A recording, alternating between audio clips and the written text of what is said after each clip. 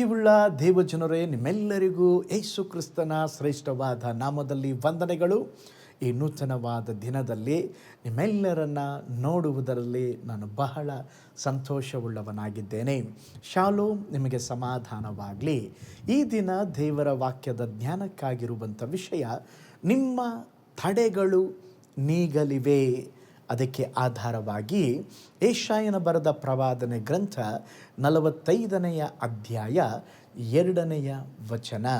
ನಾನು ನಿನ್ನ ಮುಂದೆ ಹೋಗಿ ದಿಣ್ಣೆಗಳನ್ನು ಸಮ ಮಾಡುವೆನು, ತಾಮ್ರದ ಕದಗಳನ್ನು ಒಡೆದು ಕಬ್ಬಿಣದ ಅಗುಳಿಗಳನ್ನು ಮುರಿದು ಬಿಡುವೆನು. ನಮ್ಮ ಜೀವನದಲ್ಲಿ ಅನೇಕ ಬಾರಿ ಅಡೆತಡೆಗಳು ಎದುರಾಗುತ್ತದೆ. ಕೆಲವೊಮ್ಮೆ ಪ್ರಾರ್ಥನೆಗೆ ಉತ್ತರ ಸಿಗಲಾರದಂತೆ ಅನಿಸುತ್ತದೆ.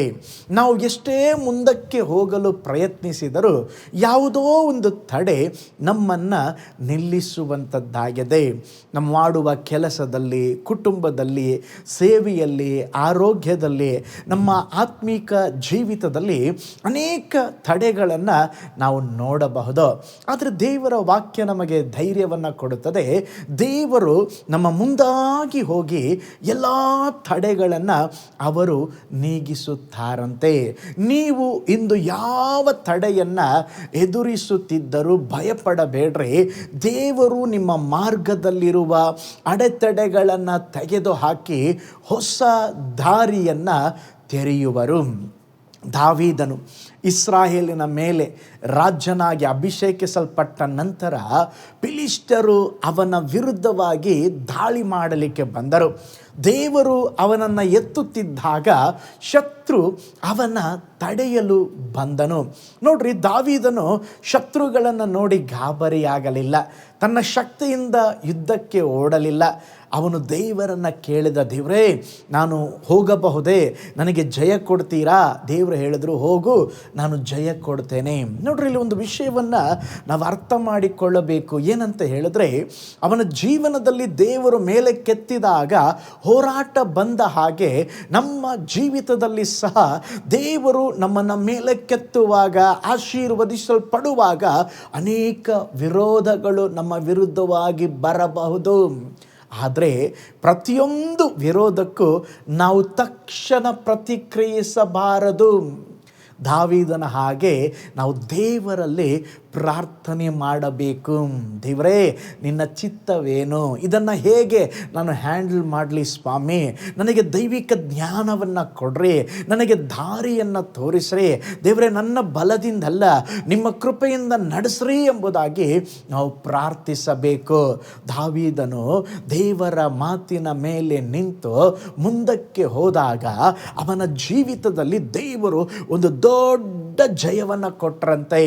ನೋಡ್ರಿ, ದಾವೀದನು ಹೇಳುತ್ತಿದ್ದಾನೆ, ದೇವರು ನನ್ನ ಶತ್ರುಗಳ ಮೇಲೆ ನೀರಿನ ಪ್ರವಾಹದಂತೆ ಮುನ್ನುಗ್ಗಿ ಬಂದು ಅವರನ್ನು ಸಂಹರಿಸಿ ಬಿಟ್ಟರೆಂಬುದಾಗಿ ಹೇಳಿ ಆ ಸ್ಥಳಕ್ಕೆ ಬಾಳ್ ಪೆರಜಿಮಾ ಎಂಬುದಾಗಿ ಹೆಸರಿಟ್ಟನು. ಅದರ ಅರ್ಥ ತಡೆಗಳನ್ನು ಒಡೆಯುವ ದೇವರು. ನೋಡ್ರಿ, ನೀರಿನ ಪ್ರವಾಹವನ್ನು ಯಾರು ಸುಲಭವಾಗಿ ತಡೆಯಲಾರರು.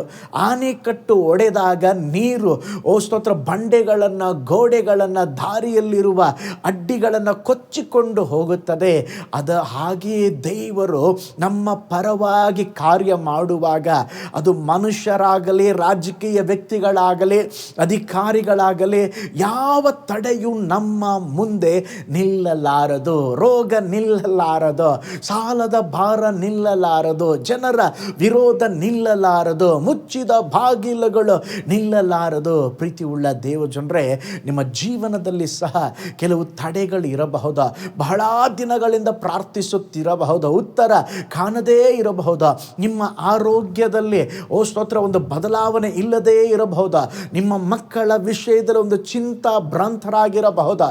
ಹಣಕಾಸಿನ ಒತ್ತಡ ಇರಬಹುದಾ, ಎಲ್ಲ ಬಾಗಿಲುಗಳು ಮುಚ್ಚಲ್ಪಟ್ಟಂಥ ಅವಸ್ಥೆ ಇರಬಹುದಾ, ಆದರೆ ಕರ್ತನು ಇವತ್ತು ನಿಮಗೆ ನುಡಿಯುವ ಮಾತು, ನಾನು ನಿಮ್ಮ ತಡೆಗಳನ್ನು ಒಡೆದು ಹಾಕಲಿಕ್ಕಿದ್ದೇನೆ. ನಿಮ್ಮ ಕಣ್ಗಳು ಸಮಸ್ಯೆಯನ್ನು ಮಾತ್ರ ನೋಡಬಾರದ್ರೆ ದೇವರ ಮೇಲೆ ನಿಮ್ಮ ಕಣ್ಗಳನ್ನು ಇಡ್ರೆ. ದಾವೀದನು ಗೋಲಿಯಾತನನ್ನು ನೋಡಿದಾಗ ಅವನ ಎತ್ತರವನ್ನು ಅವನು ನೋಡಲಿಲ್ಲ, ದೇವರ ಎತ್ತರವನ್ನು, ದೇವರು ಎಷ್ಟು ದೊಡ್ಡವನೆಂಬುದಾಗಿ ನೋಡಿದ. ಅದಕ್ಕೆ ದೇವರು ಅವನ ಜೀವಿತದಲ್ಲಿ ಎಲ್ಲ ತಡೆಗಳನ್ನು ನೀಗಿಸಿ ಅದ್ಭುತವನ್ನು ಮಾಡಿದರು. ನೀವು ಸಹ ನಿಮ್ಮ ಸಮಸ್ಯೆಯನ್ನು ದೊಡ್ಡದಾಗಿ ನೋಡಬೇಡ್ರಿ, ದೇವರನ್ನು ದೊಡ್ಡದಾಗಿ ನೋಡ್ರಿ. ನಮ್ಮ ಜೀವನದಲ್ಲಿರುವ ಎಲ್ಲ ತಡೆಗಳು ನಮ್ಮ ದೇವರಿಗಿಂತ ದೊಡ್ಡದಲ್ಲ ರೀ. ನಮ್ಮ ಮುಂದೆ ಬಾಗಿಲುಗಳು ಮುಚ್ಚಿದಂತೆ ಕಂಡರೂ ಕರ್ತನು ತೆರೆಯುತ್ತಾರೆ. ನೆನಪಿಡಿ, ತಡೆಗಳು ದೊಡ್ಡದಾಗಿರಬಹುದು, ಆದರೆ ದೇವರು ಅದಕ್ಕಿಂತಲೂ ದೊಡ್ಡವರಾಗಿದ್ದಾರೆ. ಒತ್ತಡ ಹೆಚ್ಚಾಗಿರಬಹುದು, ಅದಕ್ಕಿಂತಲೂ ದೇವರ ಕೃಪೆ ಇನ್ನೂ ಹೆಚ್ಚಾಗಿದೆ. ಬಾಗಿಲು ಮುಚ್ಚಿದಂತೆ ಕಾಣಿಸಬಹುದು, ಆದರೆ ಕರ್ತನು ತೆರೆಯುವ ಬಾಗಿಲನ್ನು ಯಾರೂ ಸಹ ಮುಚ್ಚಲಿಕ್ಕೆ ಸಾಧ್ಯವಿಲ್ಲ. ದೇವರು ನೀರಿನ ಪ್ರವಾಹದಂತೆ ಮುನ್ನುಗ್ಗುವುದು ಮಾತ್ರವಲ್ಲ, ನಿಮ್ಮ ಎಲ್ಲ ತಡೆಗಳನ್ನು ದೇವರು ಒಡೆದು ಹಾಕಲಿಕ್ಕಿದ್ದಾರೆ. ಕರ್ತನಲ್ಲಿ ಸ್ಥಿರವಾಗಿ ನಿಂತುಕೊಳ್ಳ್ರಿ, ನಿಮ್ಮ ತಡೆಗಳು ನೀಗಲಿವೆ. ಕಣ್ಗಳನ್ನು ಮುಚ್ಚೋಣ, ಪ್ರಾರ್ಥಿಸೋಣ.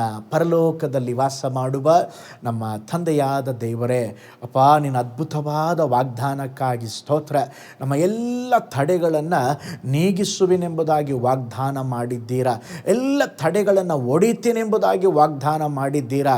ಆ ವಾಗ್ದಾನದಂತೆ ದೇವರೇ, ಇವತ್ತು ದೇವರೇ, ದೇವ ಜನರ ಜೀವಿತದಲ್ಲಿ ಕಾಣಲ್ಪಡುವ ಸಕಲ ತಡೆಗಳು, ಸಕಲ ವಿರೋಧಗಳು ಯೇಸುವಿನ ನಾಮದಲ್ಲೇ ನೀಗಿ ಹೋಗ್ಲೆಂಬುದಾಗಿ ನಾನು ಪ್ರಾರ್ಥಿಸ್ತೇನಪ್ಪ. ದೇವರೇ, ನಿನ್ನ ಮಕ್ಕಳಿಗೆ ಹೊಸ ಬಾಗಿಲು ತೆರೆಯಲ್ಪಡಲೆ, ಕಾಯುತ್ತಿರುವ ವಿಷಯದಲ್ಲಿ ಅದ್ಭುತ ಸಂಭವಿಸಲಿ, ಆರ್ಥಿಕ ವಿಷಯದಲ್ಲಿ ಒಂದು ದೊಡ್ಡ ಬಿಡುಗಡೆ ಉಂಟಾಗಲಿ ಸ್ವಾಮಿ, ಒಂದು ಅದ್ಭುತ ನಡೆಯಲಿ. ನಮ್ಮ ಪ್ರಾರ್ಥನೆ ಕೇಳಿದ್ದಕ್ಕಾಗಿ ಸ್ತೋತ್ರ, ಯೇಸುವಿನ ಹೆಸರಿನಲ್ಲಿ ತಂದೆಯೇ, ಆಮೇನ್. Price lord. ಪ್ರೀತಿಯುಳ್ಳ ದೇವಜನರೇ, ದೇವರು ನಿಮ್ಮ ಎಲ್ಲ ತಡೆಗಳನ್ನು ಒಡೆದು ಹಾಕಲಿಕ್ಕಿದ್ದಾರೆ. ಒಂದು ಅದ್ಭುತ ನಿಮ್ಮ ಜೀವಿತದಲ್ಲಿ ನಡೀಲಿಕ್ಕಿದೆ. ನೀವು ಸಾಕ್ಷೀಕರಿಸಲಿಕ್ಕಿದ್ದೀರಾ. ಈ ದೇವರ ವಾಗ್ದಾನವನ್ನು ಗಟ್ಟಿಯಾಗಿ ಹಿಡ್ಕೊಂಡ ಮುನ್ನುಗ್ಗುರಿ. ದೇವರು ನಿಮ್ಮ ಜೀವಿತದಲ್ಲಿ ಮಹಿಮೆಯಾದ ಕಾರ್ಯಗಳನ್ನು ಮಾಡುವರು.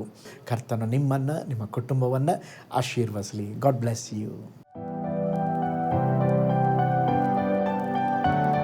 ಕರ್ತನಲ್ಲಿ ಪ್ರಿಯರೇ, ಈ ಸಂದೇಶ ಮತ್ತು ಪ್ರಾರ್ಥನೆ ನಿಮಗೆ ಆಶೀರ್ವಾದಕರವಾಗಿದ್ದರೆ, ದೇವರು ನಿಮ್ಮನ್ನು ಪ್ರೇರೇಪಿಸಿದರೆ, ನಂಬಿಕೆಯಿಂದ ಸಾಗುವ ಈ ಸೇವೆಗೆ ನಿಮ್ಮ ಅಮೂಲ್ಯವಾದ ಕಾಣಿಕೆಯನ್ನು ಬಿತ್ತಿರಿ. ಪ್ರೀತಿಯ ದೇವಜನರೇ, ವಾಯ್ಸ್ ಆಫ್ ಹೋಪ್ ಮಿನಿಸ್ಟ್ರಿಯ ವತಿಯಿಂದ ಕೋರಮಂಗಲದಲ್ಲಿ ಪ್ರತಿ ಭಾನುವಾರ ಬೆಳಿಗ್ಗೆ 9:30ಕ್ಕೆ ಕನ್ನಡ ಆರಾಧನೆ ನಡೆಯುತ್ತಿದೆ. ಆತ್ಮಭರಿತವಾದ ಆರಾಧನೆ, ಮನಮುಟ್ಟುವ ಸಾಕ್ಷಿ, ಬಲಪಡಿಸುವ ದೇವ ಸಂದೇಶ. ಬನ್ನಿ, ನಮ್ಮೊಂದಿಗೆ ಭಾಗಿಯಾಗಿ ಕರ್ತನನ್ನು ಆರಾಧಿಸಿರಿ. ನೂತನ ತಿಂಗಳ ಆಶೀರ್ವಾದ ಕೂಟ ಪ್ರತಿ ತಿಂಗಳು ಮೊದಲ ದಿನ ಸಂಜೆ 7 ಗಂಟೆಗೆ. ಪ್ರತಿ ತಿಂಗಳು 2ನೇ ಶನಿವಾರ ಬಿಡುಗಡೆ ಉಪವಾಸ ಪ್ರಾರ್ಥನೆ ಕೂಟ ಬೆಳಿಗ್ಗೆ 10:30ಕ್ಕೆ. ನಿಮಗಾಗಿ ಪ್ರಾರ್ಥಿಸಬೇಕೆ? ನಿಮಗೆ ಯಾವುದಾದರೂ ಪ್ರಾರ್ಥನೆ ಮನವಿಗಳು ಇರುವುದಾದರೆ ಕೆಳಗಿನ ನಂಬರಿಗೆ ಕರೆ ಮಾಡಿ ಅಥವಾ ವಾಟ್ಸಪ್ ಮಾಡಿ. ಈ ಆತ್ಮಿಕ ಸಂದೇಶಗಳು ನಿಮಗೆ ಆಶೀರ್ವಾದಕರವಾಗಿದ್ದರೆ ಲೈಕ್ ಮಾಡಿರಿ.